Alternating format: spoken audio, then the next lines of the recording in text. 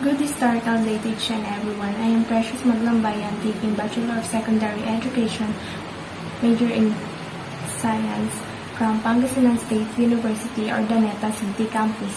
Today, we're going to discuss one of the most controversial issues in the Philippine history, which is the cry of rebellion. So before we finally start our discussion, let us answer first the pre-test that I prepared for us to know if may enough na ba kayong knowledge about sa topic natin ngayon. You will be given 10 seconds to answer per number.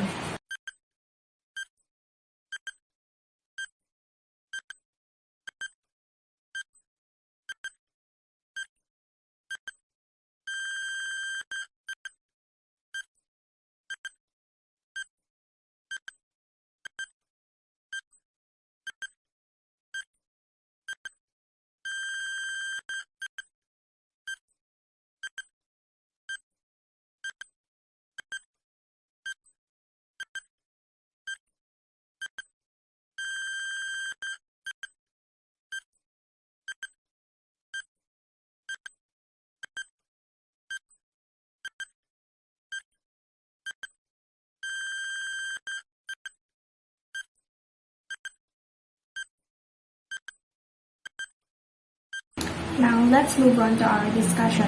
So here are the learning objectives. It defines the meaning of cry, rebellion, and controversies.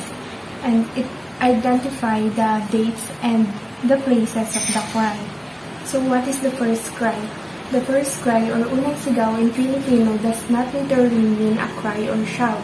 It is translated from the Spanish term El Grito de Rebelión or El Grito for short, which means cry for rebellion. There are significant events that happened in the first cry.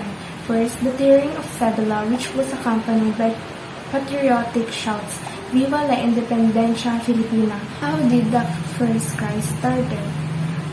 The cry of rebellion marks the start of the revolutionary of events that swept the Spanish colonies in the late 19th century. This happened in August 1896, somewhere in northeast of Manila. With the initiative of Andres Bonifacio and his colleagues, they founded a Philippine Revolutionary Organization, commonly known as Katipunan or KKK, with its primary goal to gain independence from Spain through a revolution. So what is the cry of rebellion? These events are important markers in the history of colonies that struggled for their independence against their colonizers. The controversy regarding this event stems from the identification of the date and place where the cry happened. Some writers identified the first military event with the Spaniards as the moment of the cry, for which Emilio Aguinaldo commissioned an hymno de Balintawak to inspire the renewed struggle after the Pact of the Biak na battlefield. Many of us doesn't know the behind story of this event, which created conflicting ideas in the history because of such multiple accounts as to where did Andres Bonifacio and his fellow Katipuneros hit their cedulas and shouted, "Long live Philippine independence." So here are the various accounts of the cry give different dates and places. The first one is a Guardia Civil, Lieutenant Oleg Grillo Diaz. He identified the cry to have happened in Balintawak on August 25, 1896. Next is Teodoro Calao.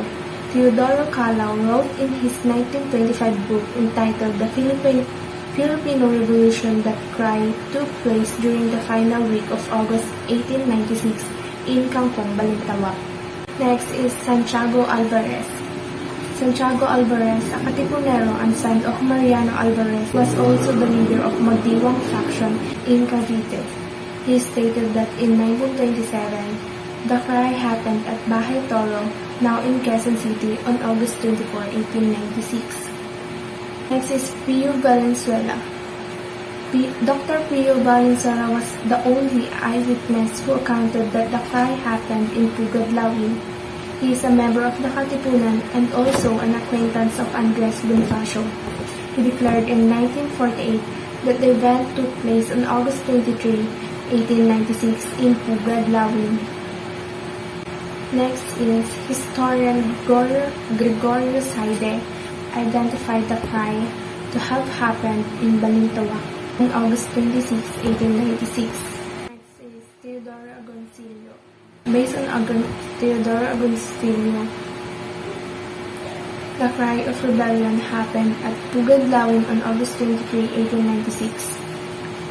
It was based to the statement of Pio Valenzuela. Some people believe this argument because of the big influence of Teodoro Agoncillo, who is a Filipino preeminent historian of 20th century.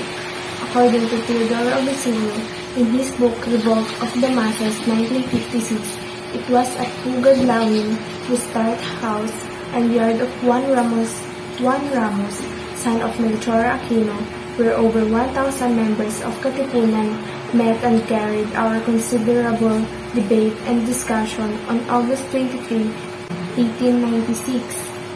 The discussion was on whether or not revolution against the Spanish government should be started in August 29, 1896. Next is research by historians Milagros Guerrero, Emmanuel Encarnacion, and Ramon Villegas claimed that the event took place in Tandang Soras Barangay Barangay Banlat, Quezon City on August 24, 1896. According to them, these stated places are part of Balintawak, Quezon City during the Spanish regime's still not existing place, and if all accounts were combined and scrutinized, Bonifacio and the Katipunan were constantly moving from one place to another to avoid Spaniards. Therefore, different meetings were held, and this is why many witnesses remembered various cries of Balintawak. And lastly is Guillermo Masangkay, who is an eyewitness of these historic events. He is also an advisor of Andres Bonifacio. He was also asked by Bonifacio for approval of turning the Katipunan into an association for the revolution. This provides his huge credibility on his account about the first cry. The first one is on August 26, 1896, meeting held in Balintawak at the house of Lolo Samson. Among those who attended were Andres Bonifacio, Emilio Jacinto, and Aguedo del Rosario.